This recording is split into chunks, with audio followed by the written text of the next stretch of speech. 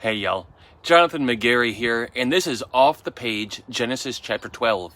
And this is what God caused to jump off the page to me today as I read this chapter several times. In chapter 12, we read of the call of Abram, whose name is later changed by God to Abraham, and God's promise to bless him, make him great, and make him to be a blessing to others if Abram would obey the call of God on his life. It tells us of Abram's obedience in following God's call.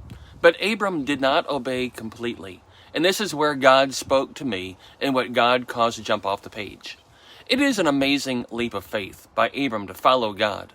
Most likely, Abram did not know God before this interaction.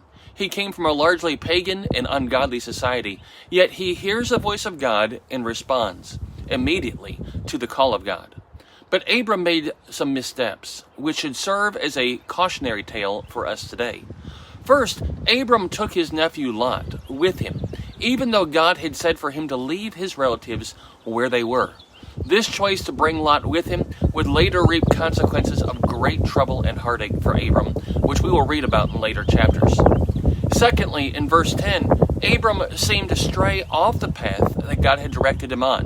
While God did not tell him every step of the way in the beginning, he certainly was showing him each step at a time. In verse 7, after Abram had already gotten to the plain of Moreh and into the land of Canaan, God tells him that this is the land that he was giving him. But then circumstances became hard with a famine in the land, and Abram leaves where God led him and takes his own path southward into Egypt.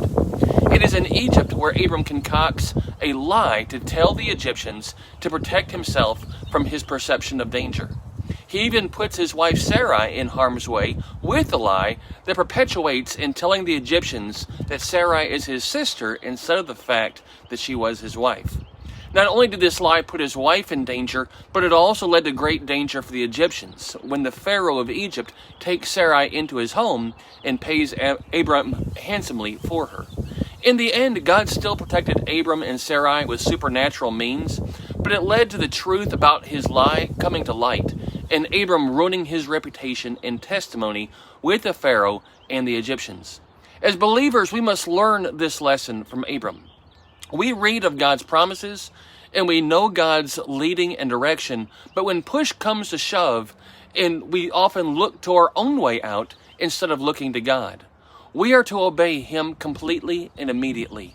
While we may make mistakes in understanding God's leading and instructions, we must be careful that we don't ignore parts or all of His guidance when it seems like we might have a better plan.